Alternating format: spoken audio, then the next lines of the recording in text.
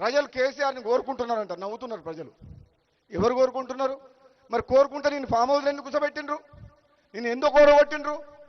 నువ్వు అసెంబ్లీకి రానివాడివి మీటింగ్లకు వచ్చి బహిరంగ సభలు పెట్టి మాట్లాడుతున్నావు. నువ్వు నిజంగా ఏదైనా మాట్లాడదలుచుకుంటే ప్రధాన ప్రతిపక్ష హోదా ఉన్నావు కదా, ప్రతిపక్ష నాయకుడిగా ప్రజల సమస్యల్ని అసెంబ్లీలో మాట్లాడు.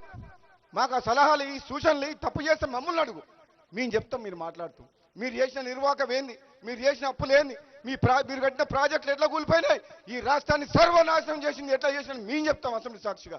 మా ఇరిగేషన్ మినిస్టర్ గారు చెప్పారు, రాష్ట్రంలో ఇరిగేషన్ ప్రాజెక్టుల పరిస్థితి ఏంది, రాష్ట్రంలో ఆర్థిక పరిస్థితి ఏంది, రాష్ట్రంలో కరెంటు పరిస్థితి ఏంది, రాష్ట్రంలో అప్పులు ఎట్లున్నాయి ఉన్నది ఉన్నట్టుగా తెల్ల కాగితం మీద చూపించినాం.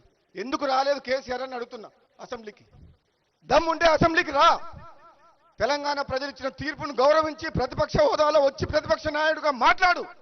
మీ సమాధానం చెప్తావు. నువ్వు ఎంత నిర్వాహకం చేసినావు, నువ్వు కుటుంబం ఎట్లా దోచుకున్నావు, వేల కోట్లు లక్షల కోట్ల రూపాయలు ఎట్లా అప్పుల పాలైంది రాష్ట్రం అని చెప్పి మేము చెప్తున్నాం.